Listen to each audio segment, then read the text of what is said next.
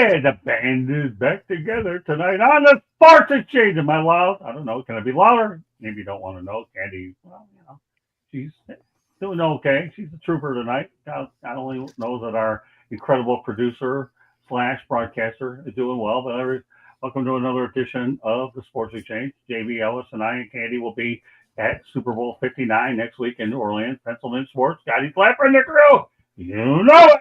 Here we are. For the next 45, 55 minutes, we're going to have a good time here tonight. Get ready to roll.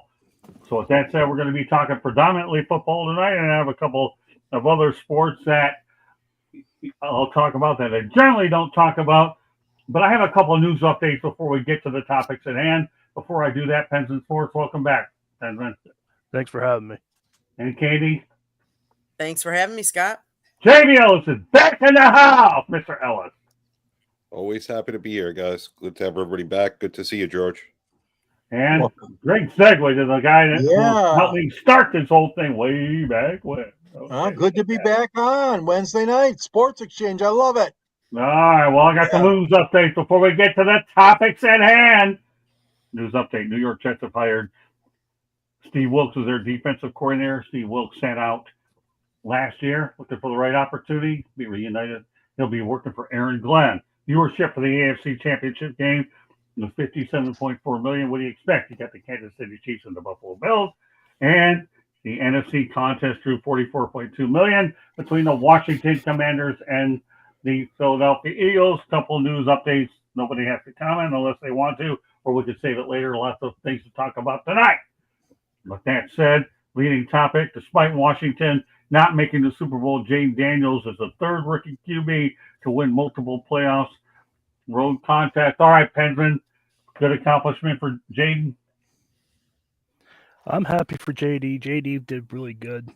Jayden Daniels did really awesome in his rookie year. He read the defense.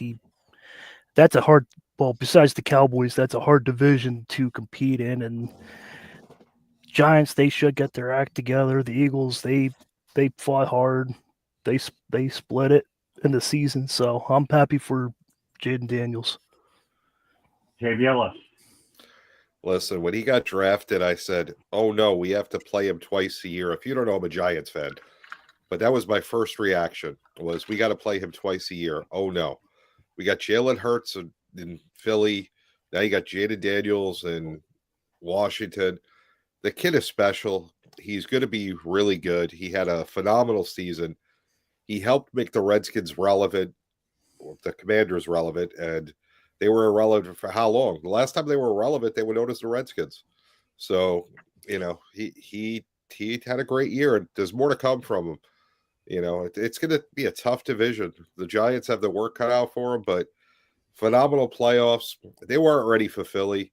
Philly was angry after what happened the last time they played when Hurts got knocked out and they lost that game. And they wanted to put a statement on them that, it's Philly's division and Philly's conference. And they did that. But that doesn't take away anything from what Daniels did all year and in the playoffs. George. Hey, we were there. Scott and Candy and me and a cast of 700,000 when he was drafted. All these quarterbacks were drafted. And you take a look at all of them, but you can't go very far from this fella as far as having the best year. Let me tell you, and like you said, he went 13-5 in the regular season and 2-1. Yeah, he was above 500, 2-1 in the playoffs. 822 yards passing in the playoffs, tossing another 135 rushing. Are you kidding me? He led Washington in both passing yards and rushing yards. The kid is special. I don't like the idea of people going out there and saying put him in the Hall of Fame already. Come on, fellas and ladies. And yet there's people on these talking shows, as we know, that'll do that kind of crazy stuff. But everything he's shown, Scott and guys and Candy, he looks like the real deal for sure. Nice activity, chat room, pencil men, highlighter men, and Ralph Williams. Good to have you in there. Go ahead, George. Well, I just close out by saying, Jayden's done a great job. Of course, it was a monumental task, just like you said, JB. And Pensman, we really could not get we meaning the Lions could not get on track when he was hot on that miserable night in Ford Field and Washington cooked the Lions. They faced that kind of obstacle, obviously last week when Philadelphia cooked them. Don't worry, George. I was going to let you not finish, but we have to acknowledge those people to the right of us as well. All right, Candy. So one of the things that you guys haven't brought up is I think Jayden Daniels really benefited by being drafted by the right team with the right coach. I think that made a big difference. I think Dan Quinn was the right guy for him. And I think, as you look at it, there are a lot of other first round, or not necessarily first round, but first time quarterbacks that just don't make it. But I think part of it is knowing what his strengths are and trying to work towards those and emphasizing his strengths. And I think that's what the Washington Commanders did. So kudos to them. Kudos to Jayden Daniels, because that's a great feat. Didn't hurt that he had a good offensive coordinator named Cliff Kingsbury, who, by the way, decided not to go take the New Orleans Saints job. Because I'll stay in Washington another year, like what I'm doing, and we'll wait for the next coaching cycle to begin, which Mike McCarthy's going to have to do because he's not getting that Saints job. But that said, you're welcome very much, Ralph. So there you have it. Topic number one. We will talk NBA, but this time we're not beating the league up. Instead, we're going to promote it in the right way. Mike Tirico to serve as the lead play-by-play voice for NBC Sports NBA coverage, which begins 25-26 season. You know what, Jordan? I'm going to start off with you. Mike Tirico lives in nearby Ann Arbor, Michigan. I know you saw him at a recent event with Ken Daniels and so forth. What are your thoughts about Mike Tirico getting the NBA job? It doesn't surprise me at all. I mean, Mike is now the signature voice of NBC Sports, of course. He's just done a really good job. Obviously, hosting the Olympics and hosting Sunday Night Football the last several years, and before that, pregame shows and on the golf coverage and that sort of thing. I think it's a great move. I mean, yeah, you and I, Scott, and the rest of the crew here. I mean, we can remember when it was Bob Costas, the voice of NBC Sports, or Marv Albert, with the last time that NBC had the NBA. But to tell you what, Tirico, he's a great guy. He's a really good guy. He's a personal guy. They love him here in the Detroit area, except for that one comment he made in that Kansas City game, the Detroit victory over Kansas City on opening night a couple of years ago. Everybody got upset about that because he had an asterisk possibly next to Detroit's win. But let's get back to this subject, the subject of the NBA and Tirico. That's a good choice. I like it, Scott. I wonder how many times he's heard that and how much he's learned from that one all day long. Yeah. He didn't give the Lions any more answers. So some thoughts about Mike Tirico carrying the NBA mic. Yeah, I mean, he's one of the top broadcasters right now. I don't know what his resume is as far as basketball, so I don't know how well he'll do with that, but he seems like a professional. And from what I've seen, when you're at the top of your game, like the top guys, Dave Sims, Mike Tirico, guys of that caliber, they could go to other sports and excel. But I like Mike. He's really good at what he does. Penman. Well deserved. And I think he did one time. I think he did NASCAR too in NBC Sports, but as a matter of fact, yeah, he did. In fact, that's a good point how you bring that up.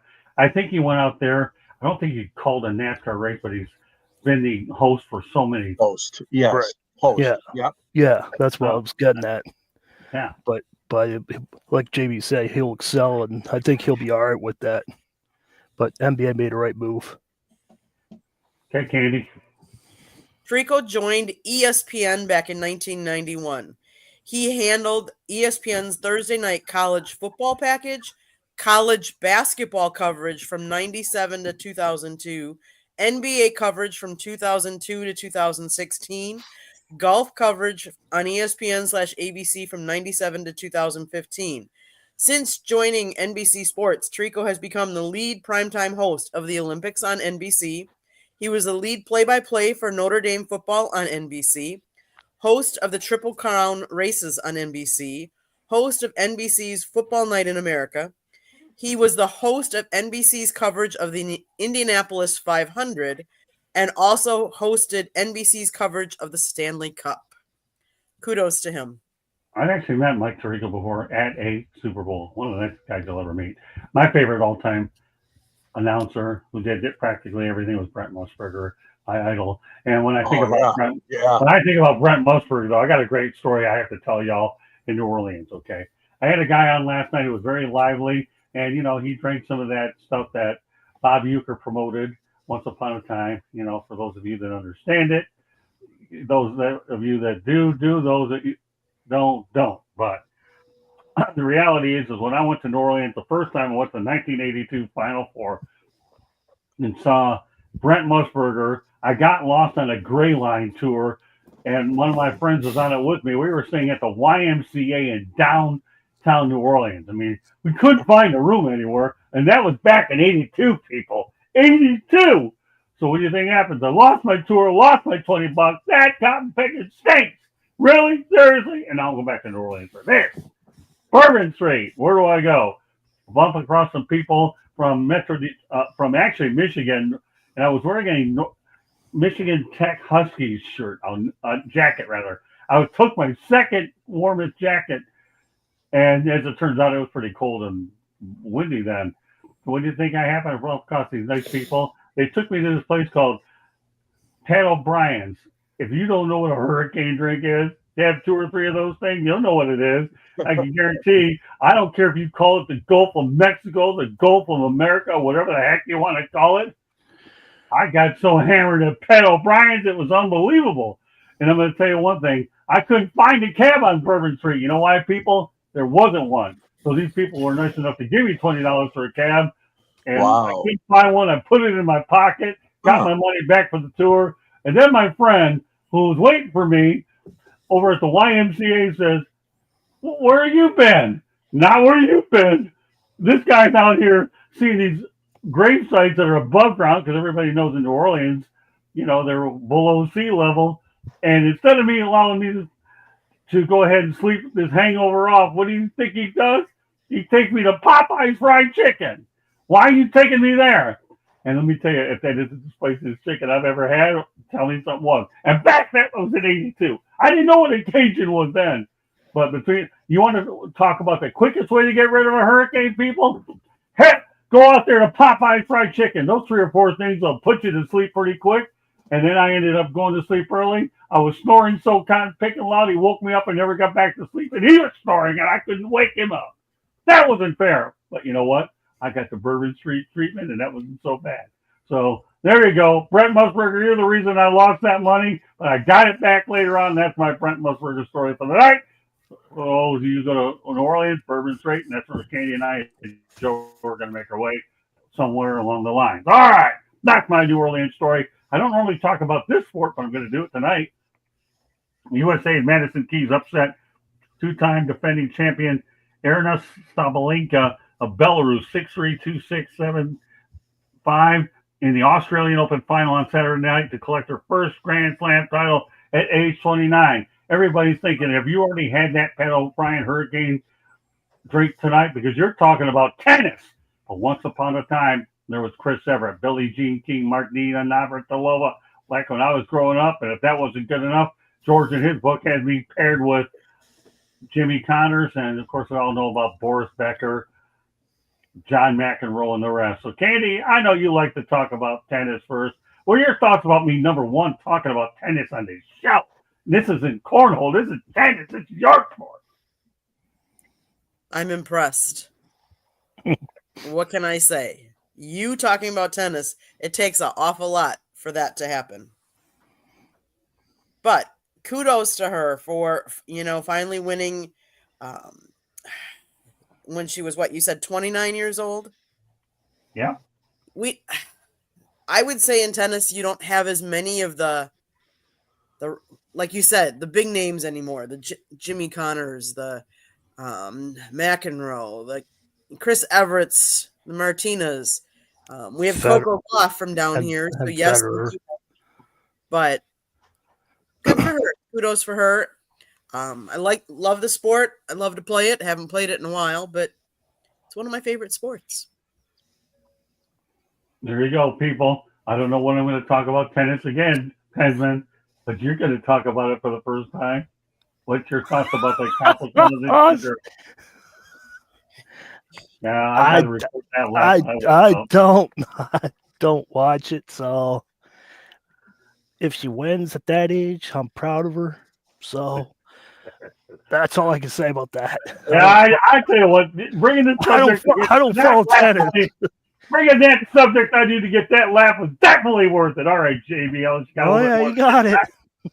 So, I mean, congratulations to anybody that's a champion of a major event in any sport. I mean, at 29 to win your first major, that's impressive.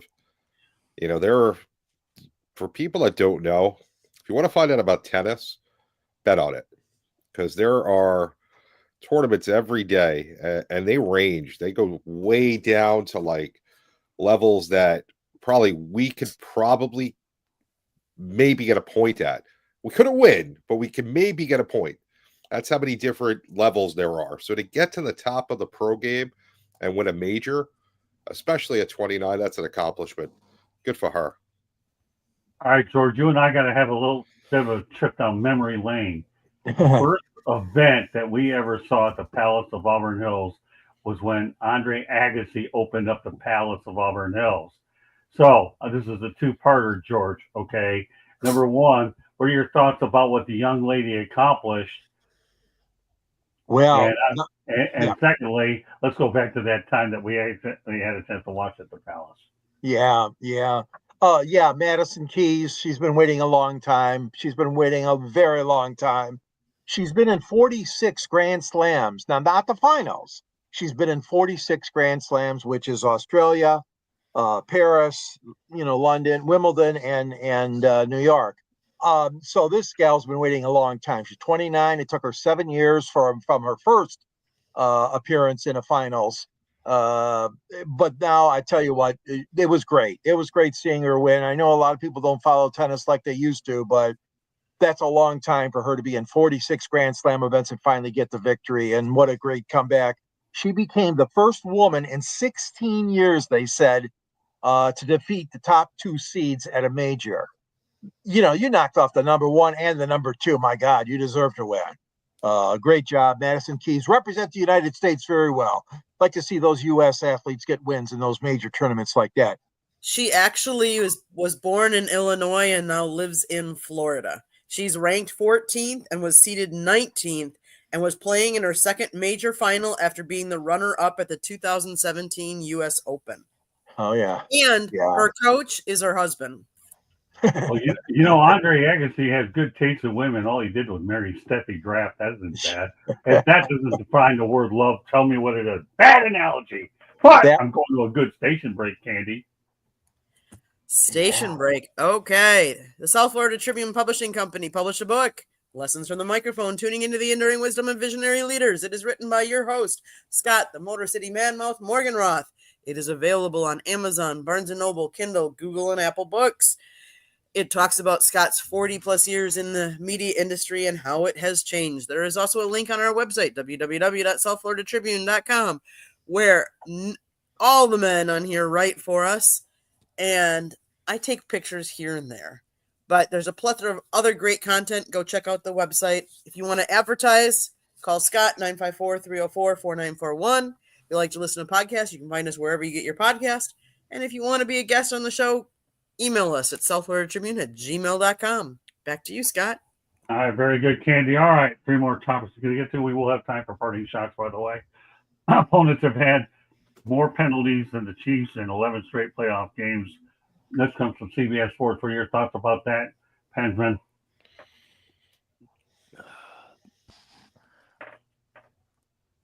I'm going to go and say that the Chiefs need to stop doing what they're doing. And that is my opinion. That is the Chiefs. I don't know what they're doing to pay the refs, but they are doing it. So that's my opinion. Okay. Joe? Yeah, I mean, I missed the topic. Did I just repeated it? That's okay. No, I'll repeat. No big deal. Opponents have had more penalties than the Chiefs in 11 straight playoff games. So, I mean, I was listening to Sirius Radio today, and I can't wait to run into Cody Decker or Babchek on Radio Row. But they had Nick Wright on this morning. DA did a YouTube with him, and then he was on Shine on Sports on the 9 o'clock hour. That man is delirious, saying that the Chiefs don't have an advantage with the calls that they received during these playoff runs. Now, don't get me wrong, you still got to beat the team, and I'm a firm believer in, you have to beat them. You got to beat both them and the referees. It's not just the penalties. Even the spots were horrible. If you go back to the game, the biggest game-changing plays of the game, the 3rd and 4th down when the Bills had the first down 2 times and they didn't get it either time. So the referees are definitely doing a horrible job. Do I think it's fixed? No. But there's definitely, where they're a well-liked team and they're getting calls. And it's at the point where it's ridiculous and people don't want to see that. They want to see the games refereed fairly. I don't think, like I said, I don't think it's a matter of it being fixed. I think it's a perceived bias, where they just happen to be liked. I don't think the NFL is sitting there, well, we want the Chiefs to be in there, even though they have Taylor Swift and everything. I'm not going to go on that conspiracy. Although it'd be great if that came out, then we'd have a lot to talk about for years. But I really don't think that's the case. I think it's a perceived bias. But, they definitely get the better calls. But it's the same thing that happened when Brady played. New England got better calls. I mean, look at the Tuck rule. Did that come out at one of the playoff games against the Raiders in the snow where they got that crazy call that they ended up winning because of it, and the rule all of a sudden went into effect? So, I mean, the really good team, the really good teams seem to get these calls. So it's just the way it is. Okay. George? I still find it hard to believe that there's a fix. Okay. Like you said, Joe, I don't think so either. Yeah. It is. Is it starstruck? What is it going through the minds of these officials? And I'm glad you brought up Brady, because that man won 7 rings, and you can't tell me that he got more than a few breaks. He got a hell of a lot of breaks.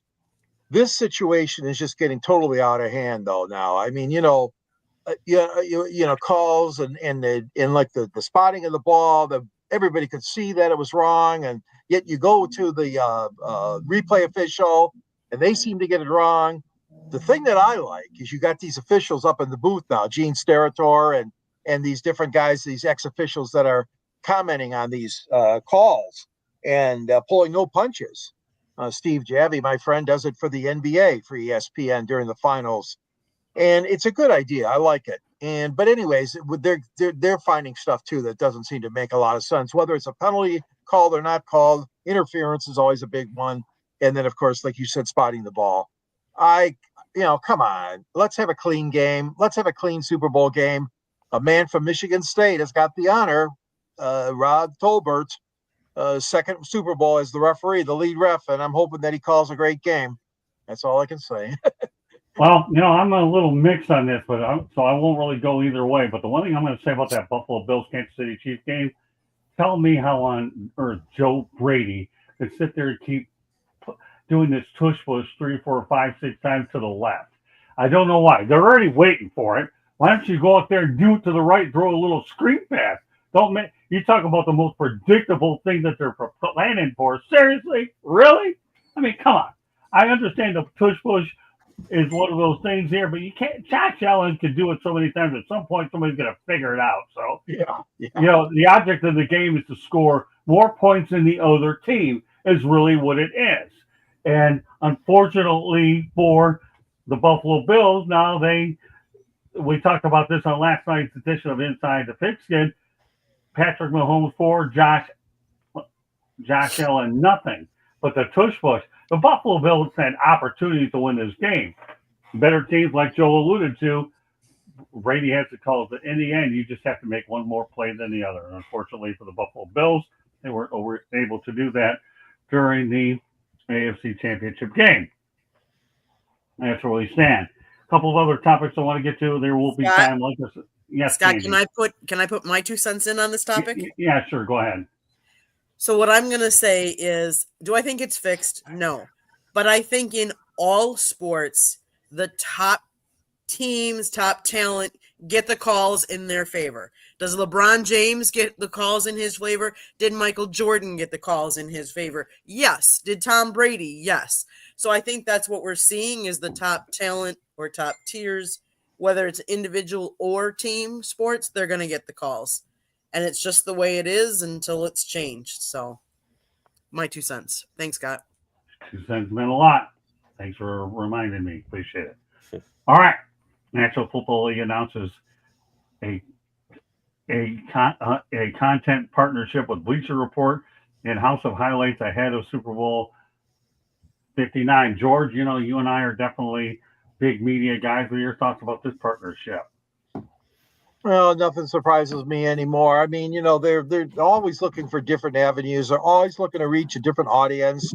JB, you know, or somebody who alluded to Taylor Swift a little while ago, and don't tell me that they're not, you know, chomping at the bit like they have been for the last few years. They have her involved as she brings in a whole different audience for the NFL. So the Bleacher Report thing, you know, I don't know. We'll see. I mean, you know, there's so many things going on right now with the NFL involved in streaming and all these things and the gambling stuff, which is a whole joke, you know, but I don't want to get into that right now. But there's a lot of opportunities out there still for the NFL, as big as they are and as wide as their net is. There's still opportunities like that. So I find that pretty interesting. The one with Bleacher Report. Yeah. Joe, you're a media guy.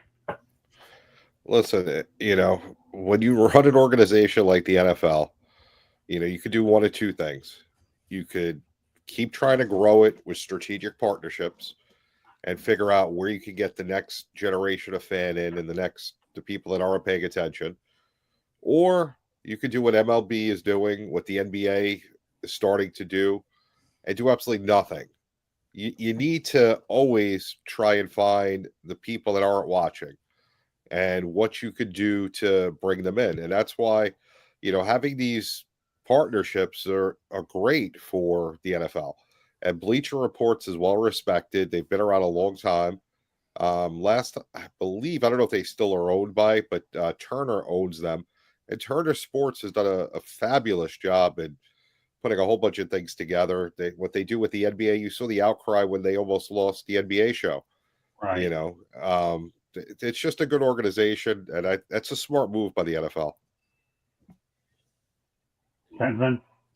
Smart move by the NFL, and I think doesn't Fenway Sports own them too? You JB, guys let me know. I don't know if I don't JB. know.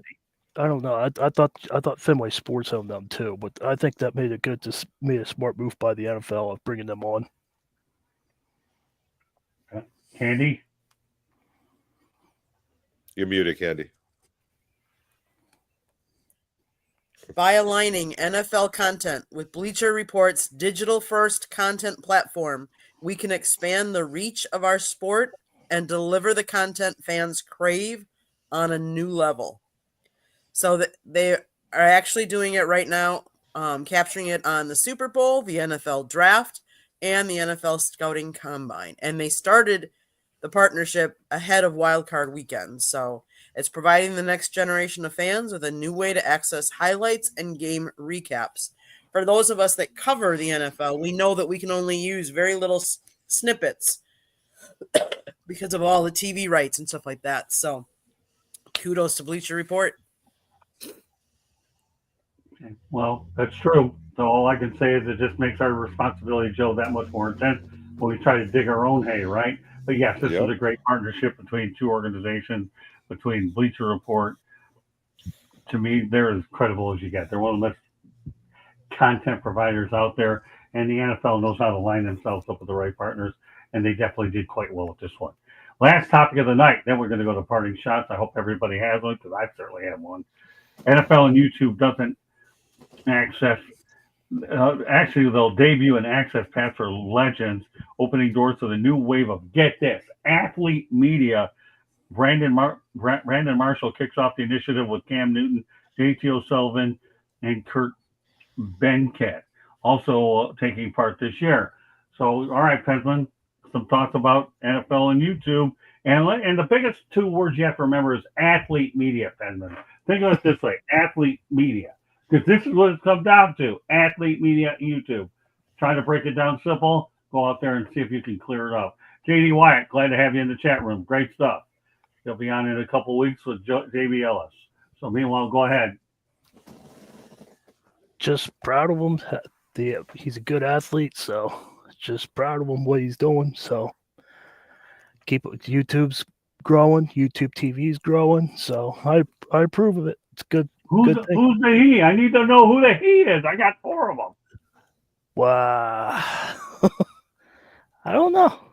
You don't know. Okay, you don't know. I'm stumped.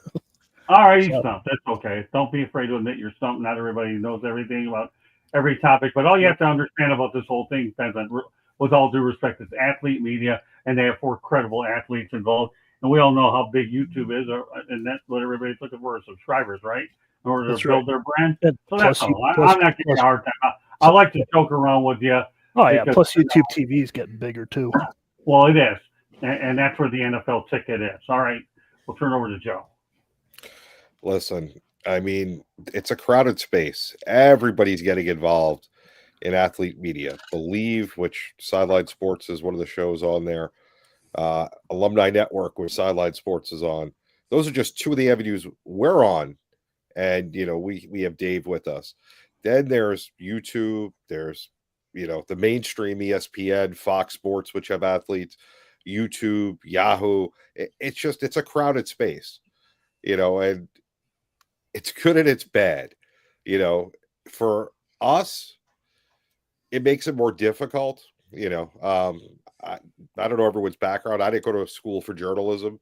So for me to be in this space, I've had to work really hard to get where I am. And that's not a bad thing because I've learned a lot doing it. But when you're going up against a former athlete that, gets some broadcast training, they have advantages that we don't have. And that's good for them, because they know things that maybe I won't see. So it's good to have different perspectives from all sides. And, I think it's a good move. I think, I just think it's a very crowded avenue, though, because there are so many entities that are doing that now, and to see who will survive it and how far it'll go, because there's only so much we can consume as, people that enjoy sports. I can't listen to all the different podcasts, watch all the YouTube shows, ESPN, and everything that I want to watch. So, fighting for those viewers is so difficult. George? Well, yeah, I mean, you guys have summed it up pretty well. So far, so good. I mean, athletes are always moving into the broadcast booth. Scott and I have been doing this thing for 45 years, right, and we've seen so many people go into the broadcast booth. I mean, locally, we had teams in Detroit, and you see the former players that were idolized move into the broadcast area. I don't start naming names, but it's a constant flow. So that part of it is nothing new. The fact of the matter is that this is all part of this YouTube, like you said, the NFL and YouTube. These athletes that are getting going into this avenue, if you will, are pretty fortunate, really. I mean, some of them, maybe had not so good careers or just so careers, and some of them were stars. We know the whole story behind Brady, the whole money that Fox gave him, and then yet he wasn't ready to start the contract yet and all that. But the guys that really, really are serious about this and do take it seriously have done well for themselves. And, they've done very well for themselves, and they're all over the broadcast network. And, even the coaches, Tony Dungy and Bill Cowher and, John Madden in his day. I mean, don't forget those guys. The coaches have done well too. But I mean, yeah, you're going to see more and more of this. We see a lot of it already, of course, with athletes moving into these positions. But The only thing I don't like about it, and I think Scott and I can relate to this too, is the young guys, the young men and the young women trying to get into the business. They don't have a full table to play from because there's so many ex-athletes that get a lot of those positions and those jobs. That's the only thing I don't like, is that there's less of us, the average Joe or the average Mary, that's trying to make a career in sports media. Good point. All right, Candy. So it features candid conversations, game analysis, reactions to career highlights, and personal insights from a former player's perspective. Access Pass for Legends gives fans an intimate, first-person look at the game through the lens of some of the league's greatest athletes, all while opening doors for a new wave of sports media. Which is true, but let's face it, Tom Brady's now in the booth. The Manning brothers, if you've watched them, they call the games too, and it's through their lens too. It's great for maybe the athletes that weren't great, because the great athletes already have enough money. They don't need to be, I think it's kind of would be cool for some of the athletes that maybe need the money because they don't have the money that some of the other ones have. And it doesn't take away from the young budding journalist that wants to get into sports media. The whole media realm has changed so much over the years that I can only imagine what a college course of journalism is nowadays. Because it's not just your typical writing and speaking on TV or having a radio. I have a face for radio. I mean, now you're going to have YouTube, you have social media, you have so much other things that it's opened a lot of doors, but it's also exposed everybody in different lights as well. Yeah, you definitely opened up some doors with those comments, Candy. Why do you think I wrote that book in the first place? I didn't know anything about this camera business until I went to work with Peter Ween back in the day when I knew that, hey, you actually take pictures of doing this stuff. That was pretty wild stuff. But, with all due respect, the guy that intrigues me of the whole thing is Cam Newton. Stephen A. Smith and First Take have done a good job. And now this guy dresses like a clown, but he's looking good as a clown. And the smarter he gets, then we can breed more clowns. One thing I forgot to mention at the top of the show, however, and I didn't say a whole lot about Jayden Daniels, but this is one Heisman Trophy winner that's finally doing what a Heisman Trophy winner is supposed to do, and that's succeed. I still think it's the most overrated award on the planet, but that's my take on that. But getting back to this, Candy, that's a major reason I wrote a book, and why I'm planning to write another one as well. So great segue, talking about writing a book. Yeah, go ahead, Penman. I want to say one thing. Candy just gave me an idea. She said that love it. Keep giving them ideas, Candy. Athletes that actually deserve it. My wife just pointed out that there's a NBA player named Delonte West that used to play for San Jose over in Philadelphia. He got drafted by the Orlando Magic. Now he retired from the NBA. Now he's homeless. If he makes an NBA channel and just plays NBA 2K 25, 24, whatever, and get his name out there and get his money, he's homeless now.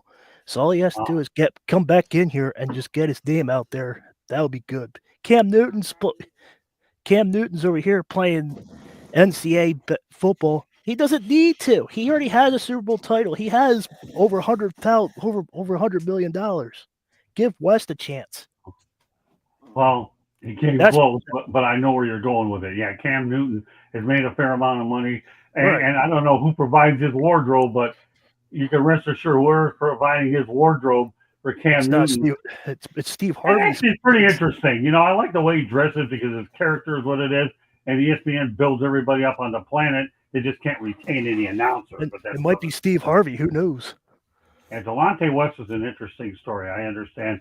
Unfortunately, a lot of NBA players, when they made a lot of money, have fallen into hardships, and it's for another day. But I'm glad you thought about that. I'm glad you brought it to our attention. Right. I'm just saying he can make a YouTube channel and he can make money, and he won't be in this situation.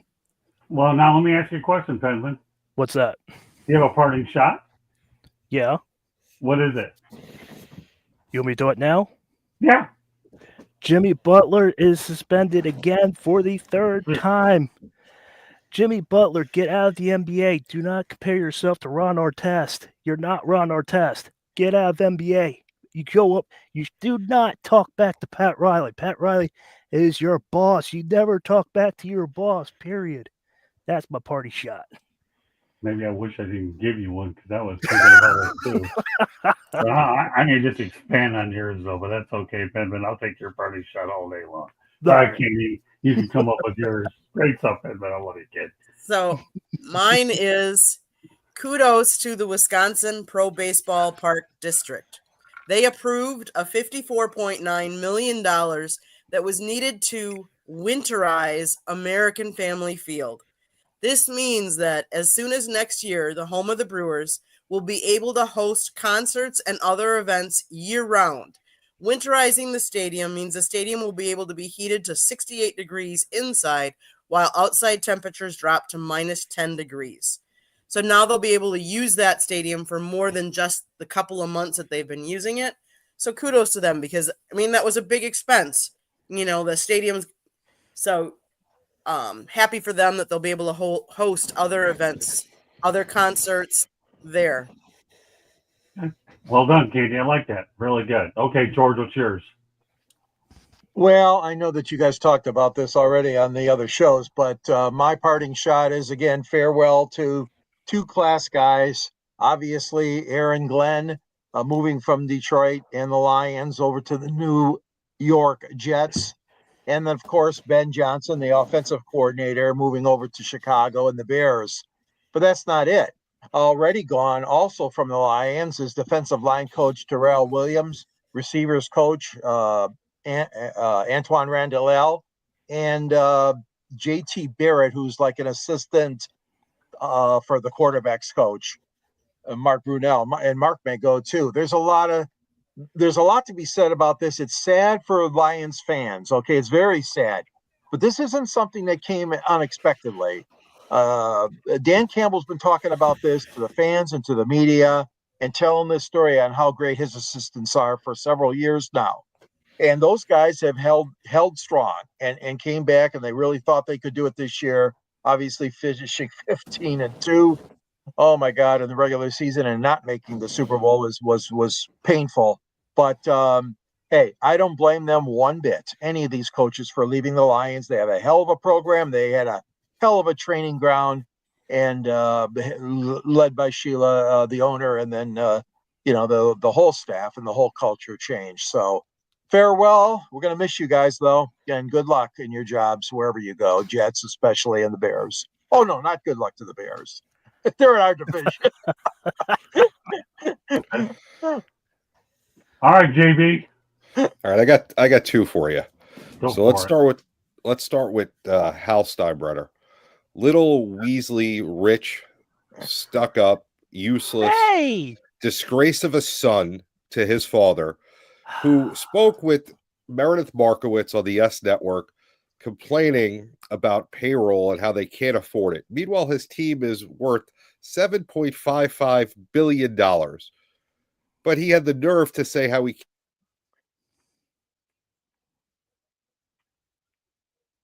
stadium is disgusting and has no life. It's a piece of garbage. And how your father's rolling over in his grave because you are just a disgrace of a son for the way you're treating the New York Yankees. Look to Flushing, what Cohen's doing. That's what your dad did. And when your dad stopped being involved in the day-to-day operations and still spent the money, we started winning.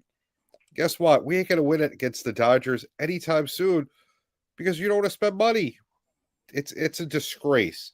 How $7.55 billion and you don't want to spend a little bit more. I don't like you.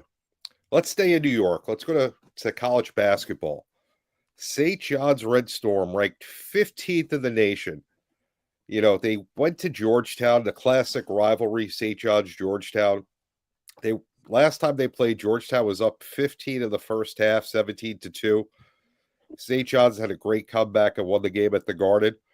Well, last night they played in D.C. What a game. St. John's went out to a 23-3 lead.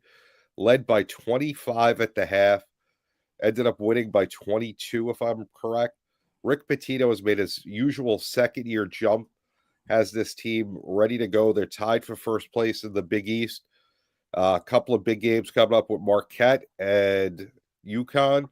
Those are 4 out of the end of the Big East schedule. It'll be interesting to see how they end up. Pitino wants this team to be a number 1 seed. They got a lot of work to do to get there. They're going to have to win out for that to happen. But, I'll be happy if they could somehow clinch the Big East crown and do well in the Big East tournament and then, make a nice little run in March. Well done. Well, my parting shot got abbreviated by Mr. Pensman, who came up with a really good one. So all I'm going to do is make Pensman look a little smarter, because up until his most recent suspension, Jimmy Butler has already lost $3 million. One can only wonder, over $3 million this season. That was through 9 games. You only imagine exactly what he's going to have at the end of this thing. Fact of the matter is, if Pat Riley is a smart guy, he's going to get rid of him. It looks like it just seems like to me the compensation is going to be pennies on the dollar. But then again, when you got Jimmy, Mr. Burn Your Bridges Butler, what do you expect? All I can do is, if you're in the Eastern Conference, you just hope they move him to the Western Conference. Jimmy Butler, to me, I don't know how many more stops he has and how many more teams can put up with him, but calculating up to this point, it was over $3 million in suspensions this season. So good riddance, Jimmy, whenever that happens. But I know Pat Riley will still get some value for a guy who principally has no value at all. Great show tonight by my crew. Glad to have them all back. George Eichhorn going to be busy over the next 2 days. He's going to have another edition of the Sports Exchange tomorrow. And then he's going to the Country Club Fire Up as well. JB Ellis, 72 hours, my brother. We're going to probably – when are you going to be getting into New Orleans? I think 11 o'clock on Sunday.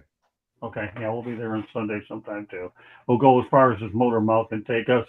I've been building up for this a while, so we just have to get our rental car, and I just have to make sure I have my fair share of caffeine drinks so I can be the animal and the king of the road that I have been for a while before illness has struck me. But I expect to put my illness on the side so we can do some serious damage, Mr. Ellis, next week, because I'm looking forward to this kind of project that we're going to work on. And Sideline Sports, everybody, and the South Florida Tribune will be working on a lot of projects. This is probably the first of many. So I'm looking forward to pairing up with my brother JB and doing some stuff. There will be no programming next week. There might be a show probably somewhere along the line next week if we can find a table to do Inside the Pigskin. If there isn't anything, then we will be back and better than ever in about, Monday or Tuesday after the Super Bowl. So, but that said, Pensman, let everybody know how they can get a hold of you. You can find me on YouTube on Pensman Sports, and you can find me on X on Pensman Sports on there too.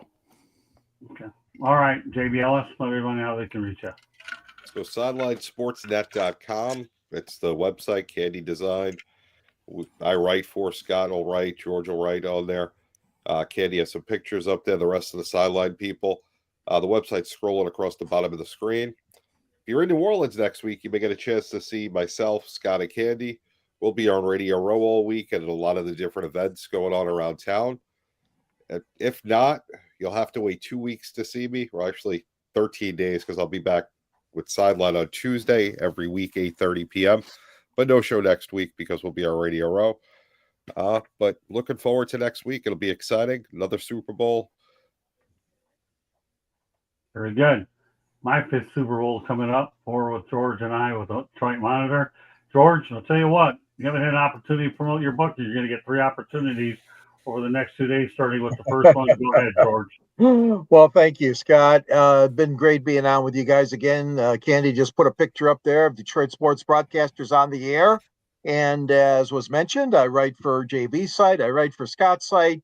And at the end of my columns, we always have a link to those that they want to take a look at it or order the book would even be nice. And Scott's in the book, I'm in the book, but more importantly, all our great broadcast legends are in the book. Bernie Harwell, George Kell, oh my God, Bob Ufer, the list goes on and on. Detroit's Bud Lynch, Bruce Martin. Hey, listen, you can find me here at the various shows here on this wonderful network. Also reach me at gicorn@yahoo.com.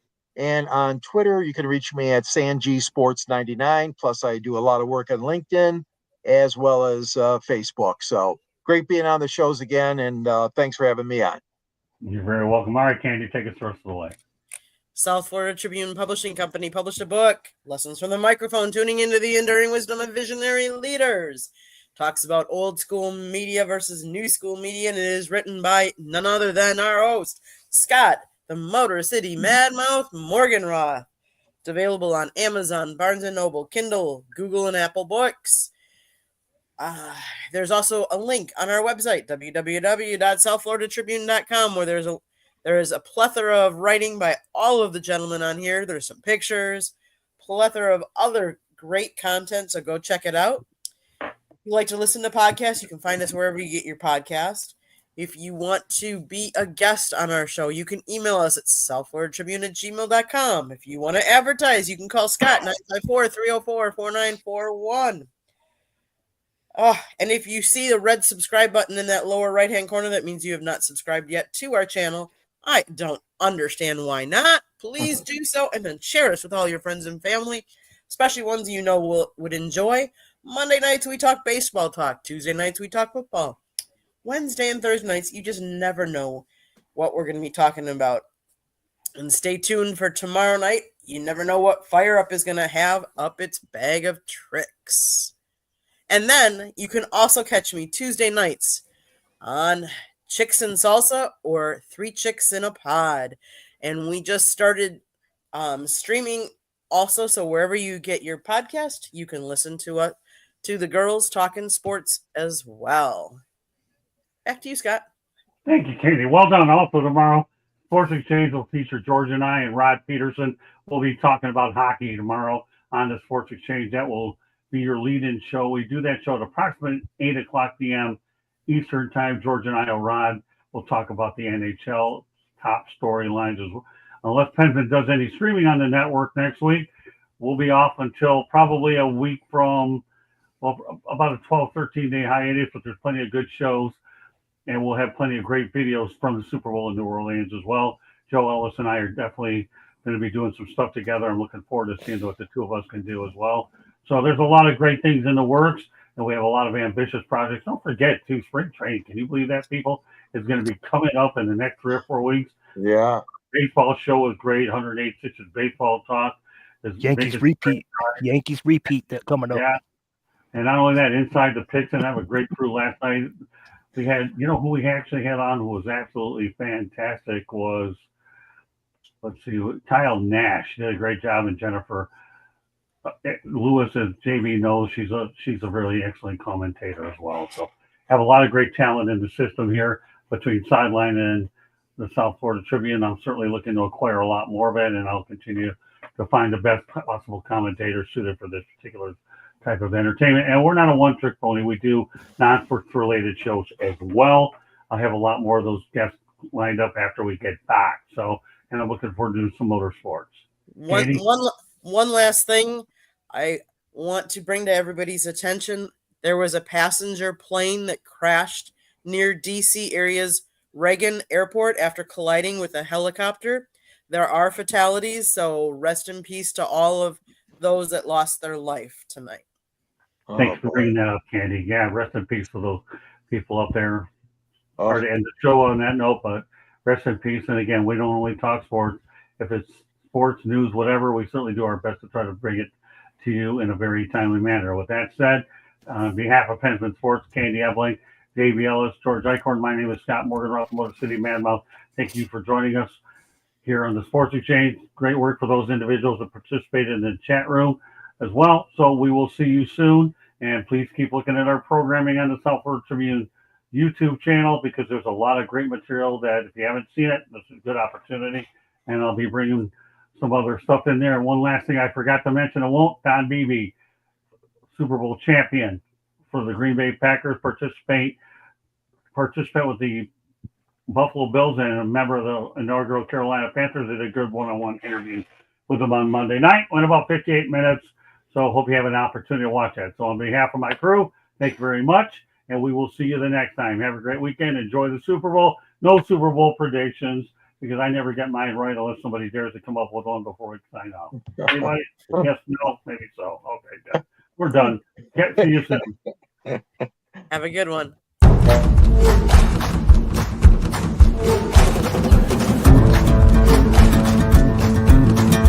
Oh,